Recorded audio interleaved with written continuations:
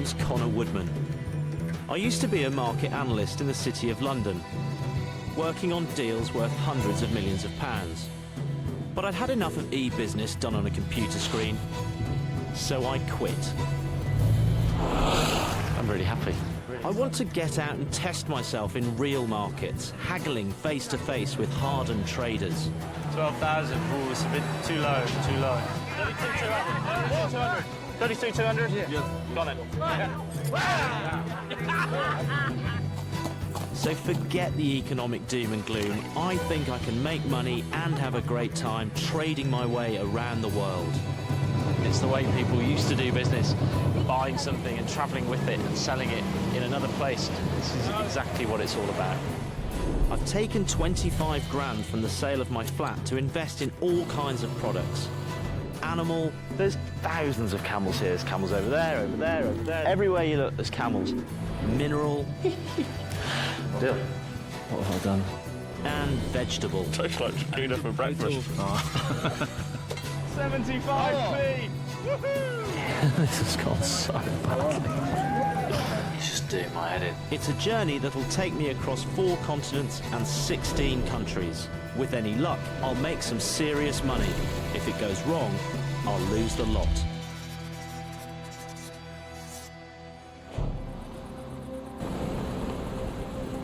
I'm starting my journey in one of the toughest markets in the world, Africa. This is a massive continent, I'll offer him $750 for this. where a vast range of commodities are grown and traded. I'm going to travel from the north to the south, looking for gaps in the market that I can profit from. I would leave you the contact, the chain that I establish. That sounds cool. It's the start of a journey that'll go from Africa to Asia, the Far East, South America, and then home. I have a rough plan, but I've set up very little in advance. I want to be free to follow my instincts from one trade to the next. I'm going to throw myself in at the deep end by trying to trade along one of the world's most ancient trade routes. I'm going to trade camels, and I'm going to do it here, in the Sahara Desert.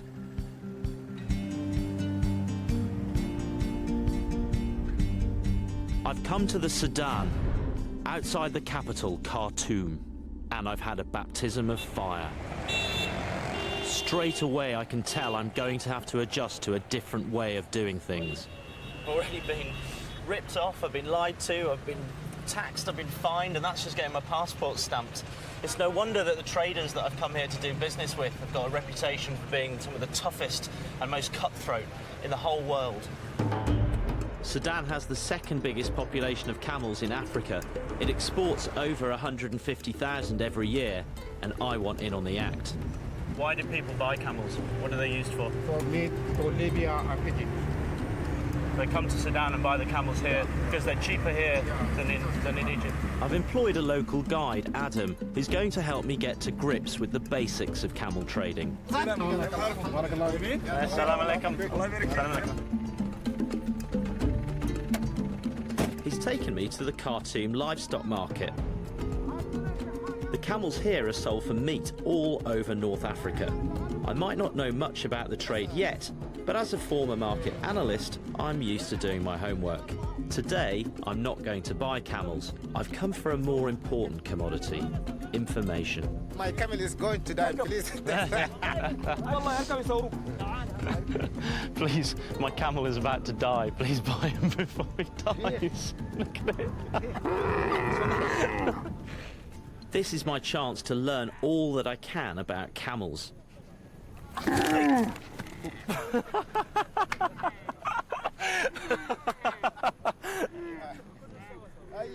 But against my better judgment, I get sucked into a negotiation. Yeah. It costs about $600. $600 for this camel, yeah. Yeah, $600. Yeah. I know, and he says $600, but maybe we can get a better price than $600, I think. This is unnegotiable. Everything's negotiable. Don't be negotiable. don't be daft. Why was it non-negotiable? No discount. Don't need discount.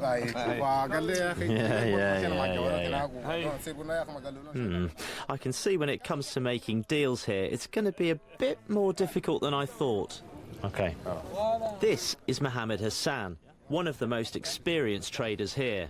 I want to see what he thinks of my big plan. Can I explain to him what I'm thinking? This is North Africa. This is Egypt coming down here, and this is the border with Sudan. Yeah. So what I want to do is to buy camels here in Khartoum, and then take them up over the border all the way up there to Cairo. What does he think of this plan? The success plan. Successful plan. Yeah, So it's a good plan. In his head, it's a good plan. Because Okay. many people is using as camel trader from Khartoum to Egypt. And that's because there's a good market for camel meat in Egypt. It looked at me really funnily there for a second. I just realised I just dipped my left hand in the pot.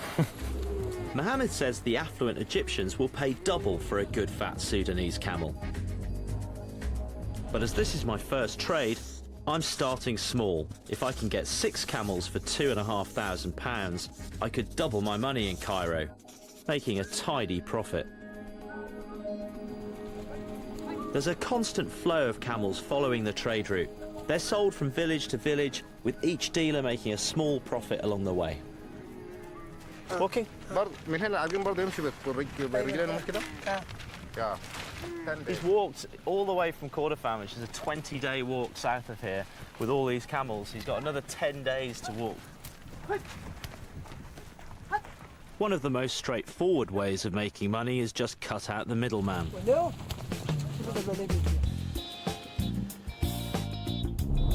If I buy camels and take them straight to Cairo, I'll keep all the profit that normally gets shared between 5 or 6 dealers along the route.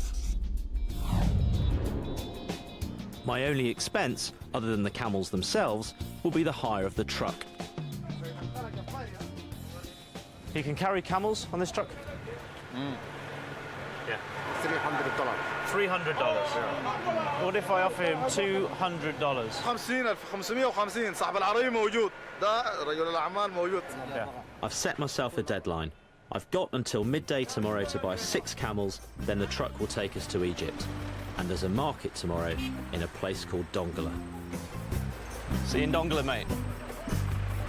So day one, I came here because I wanted to practice negotiating with the toughest traders that I could think of, and I'm convinced I'm in the right place, that the camel traders in the market here are exactly that.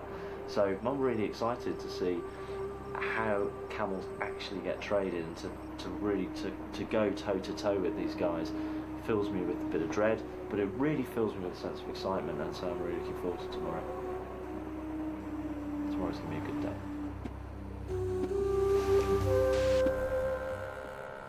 It's market day in Dongola. Today's the day when I go toe to toe with Sudan's camel dealers.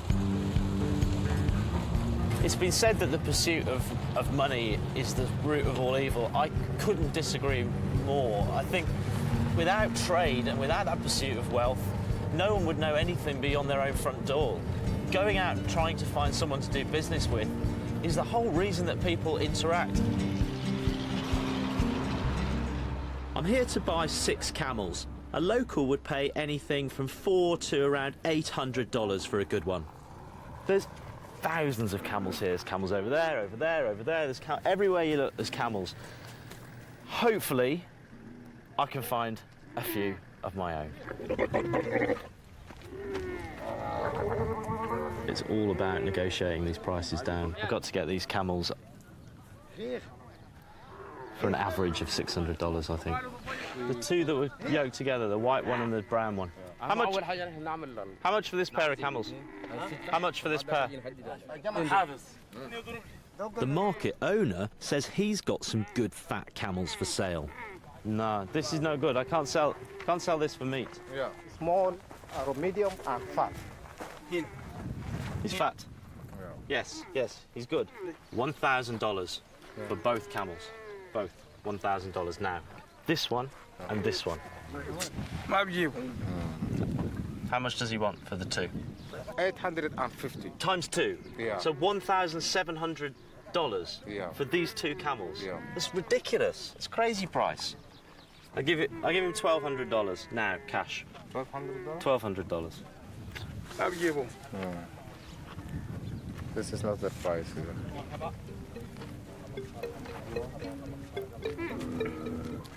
I'm confused. He won't even try to negotiate.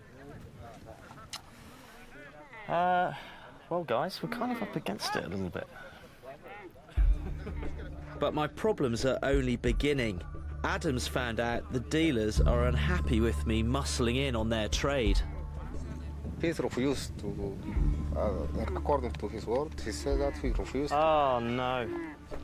Absolutely balls this up.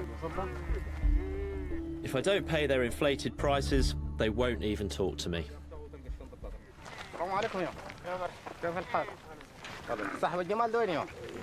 Does anyone own these camels? Owners in Egypt. Okay. At every turn, I seem to be getting the cold shoulder. So the question is now, can I make this work at all buying here?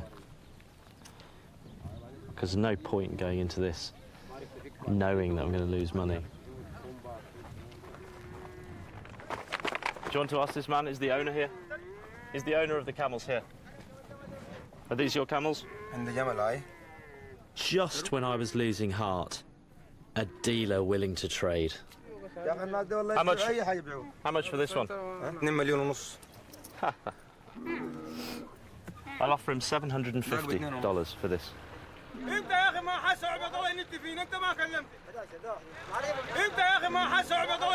The market owner is fuming.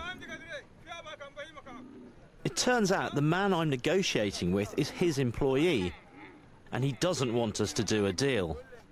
The man is lied to us because he's Camel handler just because he's not any authorized to buy it. It wasn't his camels.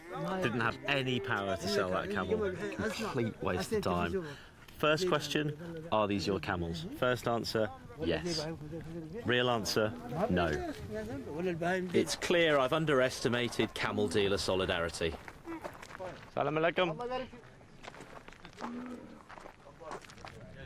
Anybody own these camels?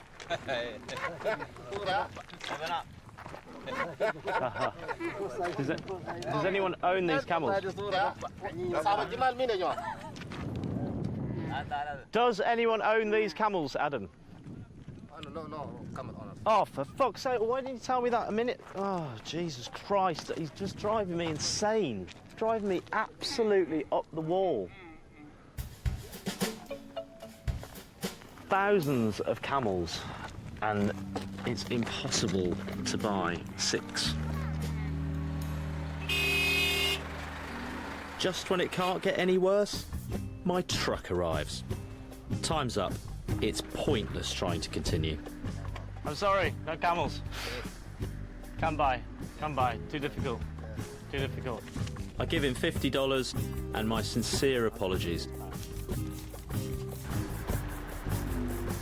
I feel completely deflated. This wasn't at all what I'd imagined back in London. I'd hoped to come here and cut out the middlemen, but instead, Sudan's camel dealers have cut me out.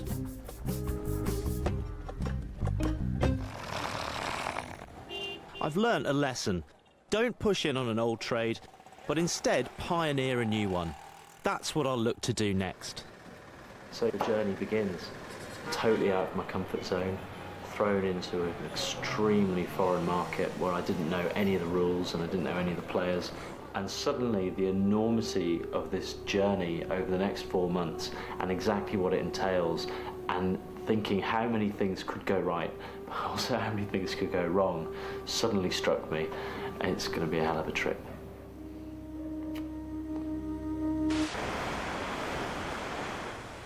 There may be some African markets where a London city boy isn't allowed, but I'm sure there are plenty of places where I can still prove my worth.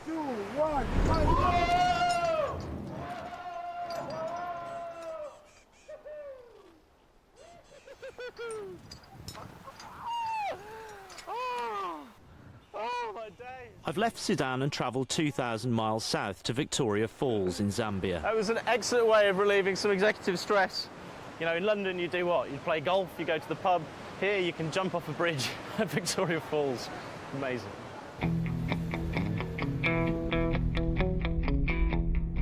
Zambia is a former British colony in the heart of southern Africa. Certainly am.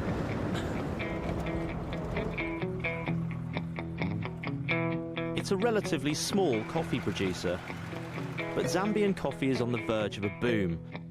It's good quality, cheap, and the growers are keen to break into new markets. I smell an opportunity. My first port of call is the chairman of the Zambia Coffee Growers Association, Colin Street. People talk about African coffee. They never ever really mention Zambia. But we've been growing coffee in Zambia for a long time, but we've never ever really grown enough coffee to really make an impact in the market. Do you have any relationship with South Africa? Do you sell much coffee into the roasters down there? No. I'm amazed. South Africa is the strongest economy in the region, and it's only a 4-day drive away. The opportunity is obvious. So I need to find a farm with some coffee to sell. I'm actually in Lusaka at the moment. I'm here buying coffee. I met Colin Street today, and it seems there's coffee being grown in Zambia, good coffee, and nobody's exporting it to South Africa. So I can see an opportunity here. So tomorrow, I'm off to the Cholamenda estate, where hopefully I'm going to find literally bags and bags of coffee. Yeah. A very positive change of scene. A container of coffee is worth probably $100,000 for top grade coffee. You know, it's worth a lot of money. $100,000? I'm not prepared to take that big a risk just yet. I'm thinking more like $10,000. Craig Shield owns the Cholamenda coffee farm, and he's keen to show me his crop is just as good as the illustrious Kenyan and Ethiopian brands. What we've got here is hand-picked, washed Arabica coffee. And you can only call it that if you hand-pick it. Craig wants me to understand the entire process of producing coffee. Craig's got a whole factory full of new toys that he's very keen to show me. Something I learnt in Sudan is that I should humour the people who could give me a good deal. It's good quality coffee because it's fairly dense. I need to find out how much this could sell for in South Africa. Fortunately, I have a contact in London. Yeah, it's an AA/AB. The Cholamenda estate. $657. That's excellent news. That's excellent news. Yes, yes. Interesting. Grant reckons $6.5, $7 a kilo in Cape Town, which is food for thought. I'm aiming for a 60% markup, so if I can sell it for $6.50 a kilo, I need to buy it for no more than $4. But how to convince Craig? What I'm doing is trailblazing for you potentially to have a roaster that could continue to use you as a single origin coffee. So if I was to take 30 bags at 1.8 tonne, okay, what would your price be per kilogram? Your special Conor price? Our special Conor price, that we have been selling our top grade coffee for between $4.70 and $6 a kilo. If we set the price at, say, $4.40 a kilo. Is there any way we can come a bit lower than $4.40? You've seen the process today. It's quite an expensive process. Yeah, but like you said, this is a small hit. Yeah. 1.8 Well, tons. small hits normally go the other way. We normally go for about $6 a kilo. Yeah, no, I appreciate the 440, but I mean, could you say 350? I think that's a bit low. I think it's a bit low. I think you should come up a bit. I'll come down a bit. So, would you want to do this in like slow motion, or would you want to just fast forward to $4? Well, you're the one under time scale. I have got plenty of time today, and I'm quite happy to sit here tonight and do it as well. I've got lots of coffee I can carry on drinking. So. Okay, I'm happy to settle at $4. $4. That comes out $7,200. Yep. Can we say $7,000 as a round sum? There's a psychological problem with $4, is there? So should we make it $3.95? Hang on. $7,110. Such a messy number, isn't it? $7,200 $7,000's got such a lovely ring to it. 7.2 sounded much nicer. It sounded more sort of thought out and worked out. Okay, I'm happy with that. Okay. I'm happy with that. All right. Let's not. That's $3.95. I mean, we're gonna. Let's not haggle over $100. No, fine. 110 actually. But anyway. Okay, so ready? Done. We'll do it. Okay. Brilliant. I have 1.8 tonne of the finest coffee in Zambia. Just got to sell it. Craig's going to sort the coffee and send it to the border tomorrow, where I'll be waiting for it. I think we both got a good deal. Well, I think it depends which side of the table you're sitting. I think he got a very good deal from his side. I'm still a little bit smirting on my side. You've got to admire a guy. The fact that he's physically got his own money in it. It's very easy to gamble with someone else's money, but it's not so easy to gamble with your own. So, no, I admire that. But, yeah, I don't think he's got a few challenges ahead.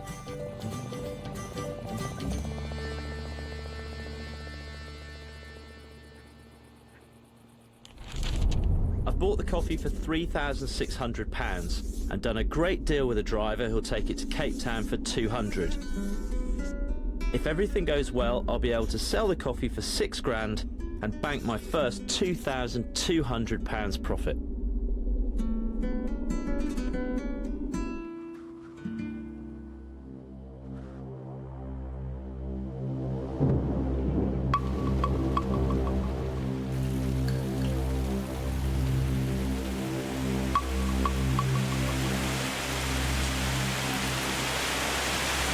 This is very bad news indeed.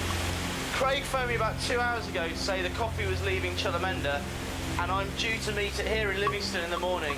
And the one thing he said when I bought it was that everything will be fine as long as it doesn't rain. And it is raining, my God, it is raining. Not just cats and dogs, it is raining lions and elephants here in Zambia. If the coffee gets wet, I've lost more than £3,500.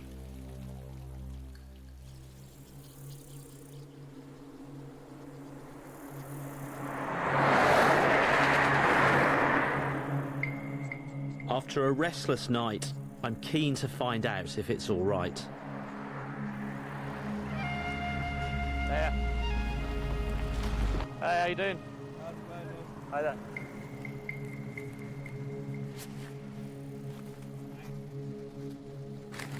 There we go, see the Hessian bags?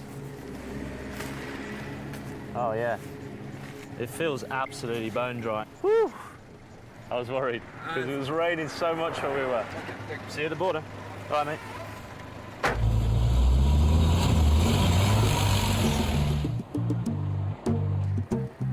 The first hurdle is the Zambezi River Port. This is the border crossing between Zambia here and Botswana, which is literally a stone throw over the river over there. This is exactly what it's all about.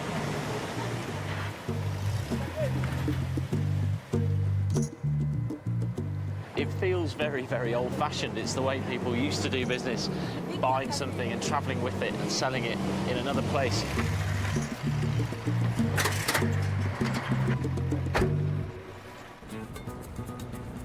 I have a 4-day road trip ahead of me through Botswana, South Africa, and to our final destination, Cape Town, nearly 2,000 miles later.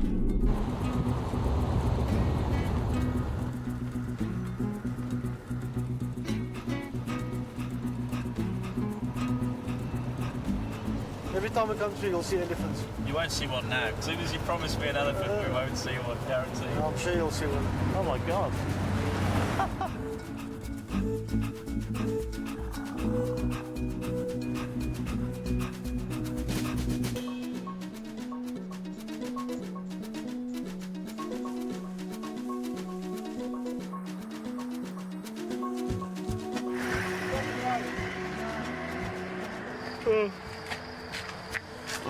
I can't think of anywhere in the world that you'd leave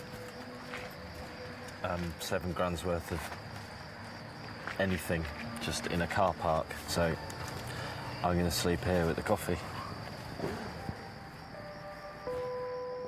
Tomorrow, we'll head deep into the bush. It's still dark when I wake up in the Botswana car park. I'm travelling 2,000 miles with nearly 2 tons of Zambian coffee, which I'm hoping to sell in Cape Town for £6,000. Now that I'm here, it feels very right. It feels like this is exactly the kind of experience that I've come to find. I might be making a very, very small part of the profit in the coffee industry, but this is how I make my small part of that profit. Cut out the middleman. This is the first time that I have just taken any of my 2 tons of coffee and just made myself a cup, and it couldn't come at a better time, frankly. Yeah, coffee, man. Okay, thank you, coffee man. Thank you. Just what you needed. Yeah, it's very good. It's very strong. It's very nice. That's a cracking cup of coffee. I've backed this trading trip round the world with £25,000 of my own money. Right now, my old life seems a long way away.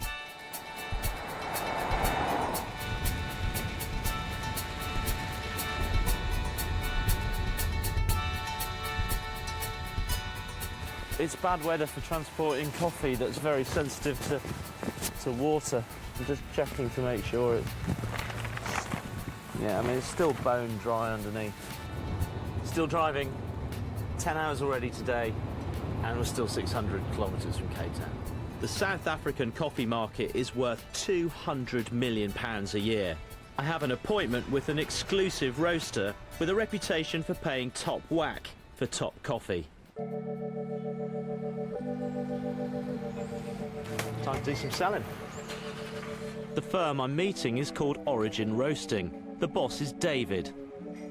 He calls himself a coffee evangelist. Hey, David. Yes. Connor. How's it going? How are you? Nice to meet you finally. Nice to meet you. Yeah. I brought you some coffee. I see that. I brought it a long way. So where are these from? They're from Zambia. Okay. Beans, I need some of this made 3 ways, please. I want a plunger of this, I want an espresso of this, and I want a flat white of this. Okay, this is your espresso with taste on the side. Aroma? Yeah, we're good so far.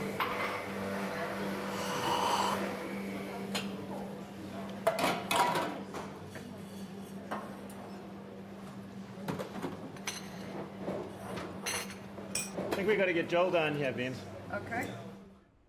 The cafe may be David's church, but upstairs is his roasting vestry, complete with a bishop, Joel, the nose of Origin. He's sampling the coffee I paid $3.95 for. And how much is the coffee? We're talking about $6.50 a kilogram. $6.50 a kilo landed in Cape Town. It's relatively high, actually. Interestingly, relative to other coffees. I mean, you know, Zambia being, kind of a second-tier producer in Africa, that's a relatively aggressive price for the product. So we need to get our hands on a couple of bags of coffee and do an evaluation. I can have it here in an hour. Great. Done. Well, then Willem's going to be busy for the day.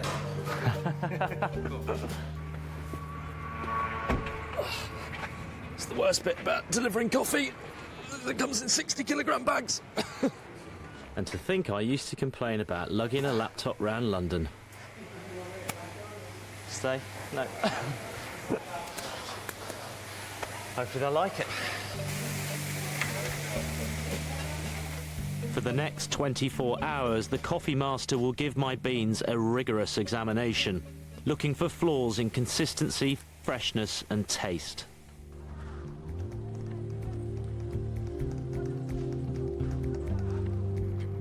Now I have a chance to think ahead to the next leg of my journey and more business opportunities. In particular, the fastest growing economy in the world. China's a market that is really quite exciting at the moment. There's a booming middle class, they've got a lot of disposable income, and one thing I know they're crazy for at the moment is French red wine. So I'm wondering whether maybe South African red wine might be a really good substitute to try and sell into that market. 20 years ago, French wine dominated the British market too. Then someone started importing new world wines, and now they dominate. Perhaps I could start a similar wine revolution in China. Now this is an estate, and they're very keen to get into the Chinese market. Now, I spoke to them on the phone earlier, so see what they have. We should be able to talk competitively on prices and maybe do a little bit of horse trading, knock that price down. But I'll have my work cut out. Mount Rosier makes exclusive award-winning wines. The owner, Adam Mauberger, has his sales pitch honed to perfection. It starts with a tour of his estate. Absolutely stunning. It's pretty special, isn't it? Now you understand why I love this place. So we're completely surrounded by mountains, a complete natural amphitheatre. You've got the Hottentot that run all the way into the Drakensberg. And the mountains wrap all the way into Muizenberg, Cork Bay, Fisher to Cape Point. And the tour ends with a wine tasting. The most awarded, top awarded Cabernet out of South Africa. Intensity, oak aging. This is what it's all about, fine wine. What's that? They would answer. It's not that bad, it's great value actually. It's 112 Rand a bottle. That's £7 a bottle. A little expensive for the Chinese market. We have another option for you in Cork, Rosier Bay, Cabernet Sauvignon. It's got a bit of bottle age, so it's 2003, which was a very good warm vintage, and you're now at about 45 Rand a bottle. 45 Rand is still £3 a bottle. I'm thinking that one of the things I'm going to have to do when I get to China is sell not just my South African wine, but sell South African wine in general. And this place is quite magical, and there's a lovely sort of story and setup to it. If the price is right. To make a profit in China, I'm going to have to knock him down from 45 to nearer 30 Rand a bottle. That's about £2. I'll tell you what I want this wine for. I want this for around 26, 27 Rand. Conor, that's going to be very difficult. Very, very difficult. However, saying that, I personally like nice round numbers. So I think if we can shake on 30, I'd be a lot happier. This is my last 3,000 bottles. It's a great wine. And I'd be happy at 30 Rand. I think you'd still be able to make a nice margin. Everyone wins on that side. And I've come down significantly from 45 Rand. You have come down significantly. What if we said 29 Rand? Done. I don't think this is going to be a hard sell at all for you. I really don't. I'm not the one going to Shanghai. I think it's brilliant. I think a lot more people should do it. I mean, all this negative equity and property prices falling. Let's all sell and travel. I mean, what a brilliant idea. Well, it'll only be brilliant if my trades are successful. But now I have the small matter of 2 tons of coffee that I need to shift. It's time to go back to origin roasting for what's called a cupping, the coffee equivalent of a wine tasting. It's Judgment Day. Hello. Good morning. Good morning. How are you doing? I'm good, thank you. Yeah, we're going to go and do some cuppings now. We're going to do some cuppings now? Oh, yeah. The moment of truth. Yeah, yeah. You ready for it? I hope so. As ready as I've been. Ciao.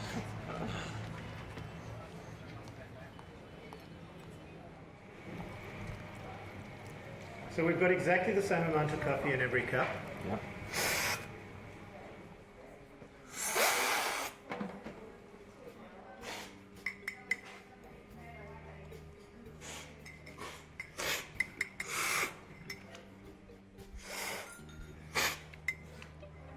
I've no idea what's going on. I thought we were going to sit down to a nice cup of coffee, not go through an exam. So we'll score how bad the defect is and how many defect cups we had.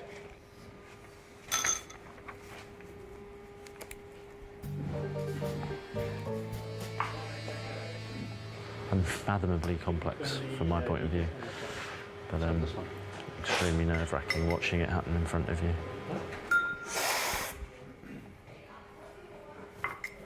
I'm picking up milk chocolate, but I'm picking up sour milk at the same time.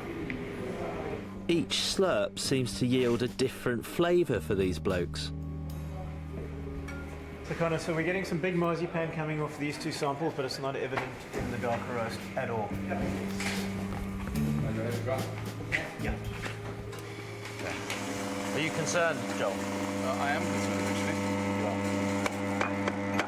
Well, if he's concerned, then maybe it's time I was too.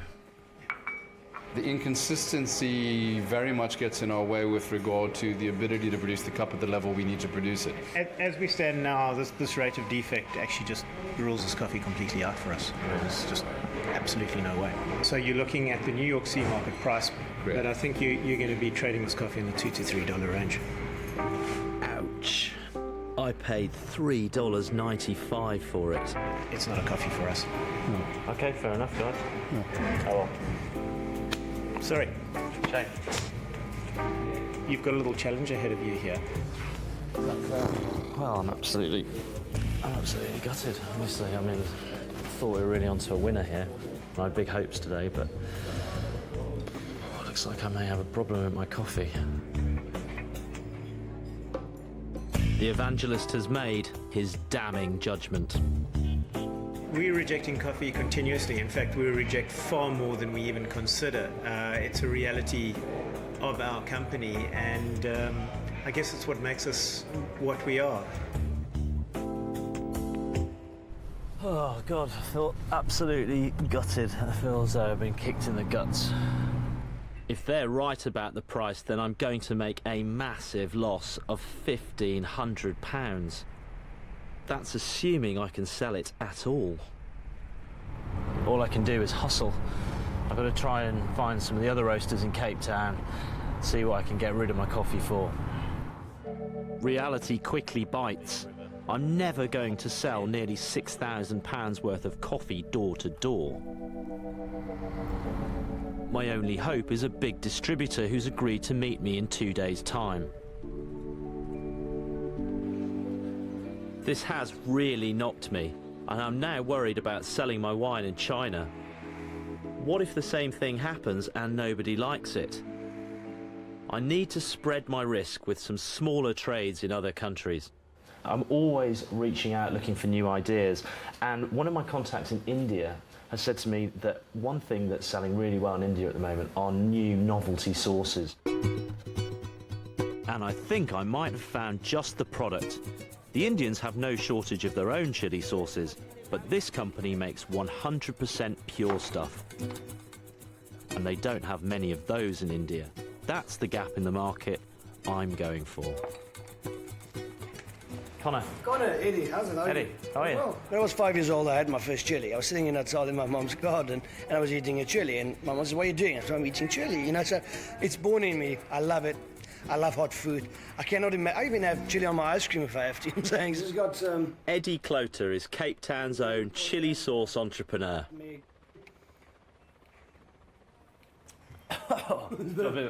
bit of a bite.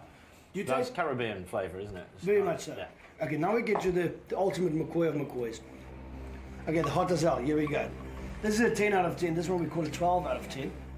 Pure chili. It burns for longer than the previous one, by the way. Right. But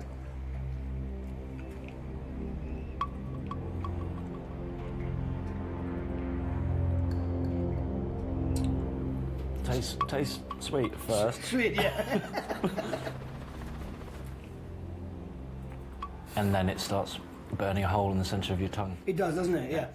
Yeah, I mean, and it burns for quite a while. I would say about 10 minutes. I would do this as a one-off. I'll make my profit at the India end from when I sell the sauces. I'm with you, yeah. Okay? Yeah. Then I would leave you the contact, the chain that I establish. All right. So that if you want to continue exporting to India, you've got my contact that I sell the sauces into at the India end. Oh, that sounds cool. So I'm a trailblazer. Yeah, That's what I'm trying to do. Well, why not? Just as I did with the wine, I want to knock Eddie down on the price. Well, volume-wise, how much you can take? I could take 3,000. I could take as much as 4,000 bottles total. So I could take. Bottles, dozens, 1,000 of each, yeah? Yeah, take 1,000 of each. If I can get a $1.20, something like that, I don't know if that's fair. Can I bring it down to 90 cents? Then we've got a deal. Then we've got a deal. Lovely. That was the fastest deal. I'm quick. You ever see me? Yeah, I'm quick. I think you weakened me with all that chili sauce. Yeah, I weakened you. I got you down to the point where you can't negotiate anymore. All endorphins in your mind's going all wanky-banky. 45p a bottle. I'm happy with that. But you didn't even go red. I like it. We can actually be friends. Oh, I'm a natural. You're natural. I never thought in my life that I could meet anyone who was so crazy about chili. When we sat down to do the numbers there, he could see, OK, I might not be making as much profit on this as I could do, but I see the long-term potential in this, which is exactly what I needed him to see. I mean, I would have never thought to go to India with my product, you know what I mean? It was India's chili land, you know what I'm saying? So, yeah, I'm happy for him. As long as I can sell this stuff in India, everybody should be happy. I'm paying almost £3,500 to buy and transport my chili sauce to Delhi. The wine's costing me over £7,600. If you add the money I've spent on the coffee, I've spent 3/5 of my £25,000 investment without a penny coming in. I need to sell my 2 tons of coffee and fast. It's time for my meeting with John Lear, one of Cape Town's biggest coffee distributors. Absolutely no way. I have 2 tons of rejected coffee to sell. The only major distributor in Cape Town who'll meet me is John Lear. If he doesn't like my coffee, I'm dead in the water, and £4,000 down. I don't have a problem paying for coffee up front, but I do like to cup it. Well, let's see what you think of this one.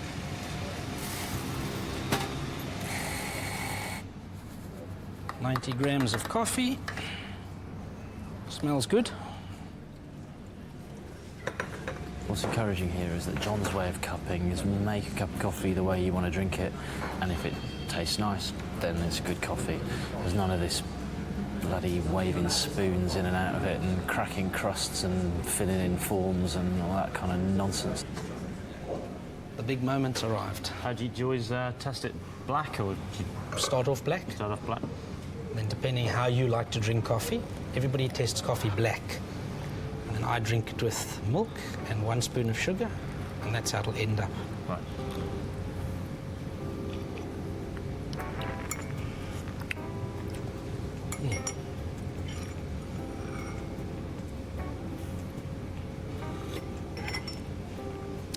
Very interesting. Why'd you say interesting? It's not very acidic. Normally an African coffee would be very acidic. This is not acidic.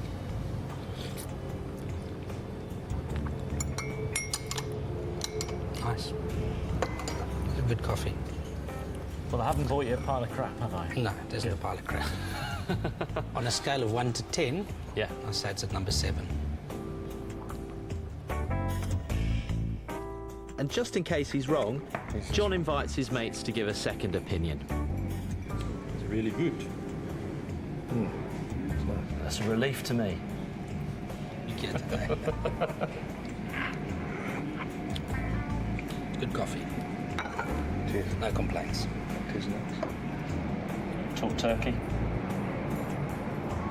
I'll gobble, you talk. I assume he means it's time to agree on a price. I don't have a problem paying a few rand over the going price if the quality's right. Okay.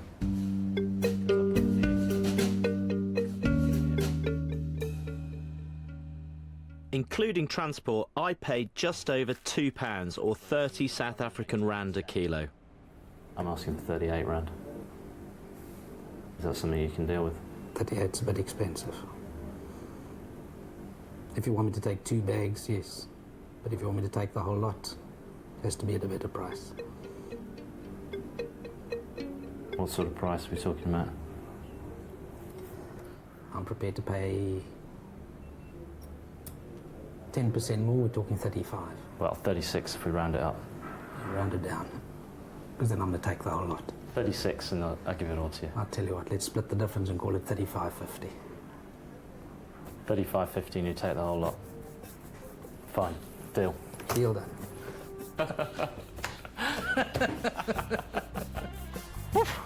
for that. Thank absolute God for that. Things were looking very bleak there at one point this morning, and to come out of that with a good deal and a good profit is a hell of a result. I am absolutely delighted with that. Whew. John's team will roast the coffee and it'll be sold to cafes and restaurants across South Africa. I'm definitely happy with the purchase I made. I might have paid a little bit too much for it, but I'm definitely happy with the quality that I bought. No complaints. Conor's future as a coffee trader would be limited in my personal opinion. He might be right. I didn't get the £2,200 profit I was hoping for. I did manage 900. I can bank that as the first and only profit I've made on the African leg of my journey. I've spent a total of £11,200 on chilli sauce and wine, so I've still got plenty of money in the bank.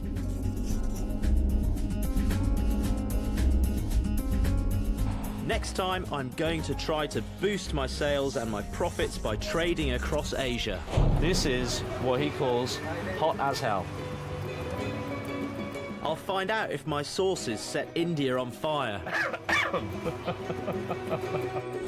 I'm determined to have another crack at livestock, this time in the mountains of Kyrgyzstan. I go digging for profit in a Chinese jade mine. One of these guys could become rich overnight. And I'll be in Shanghai, where I'll try to introduce South African wine. I don't like this one. It's from South Africa. I don't think they have the culture to make wine.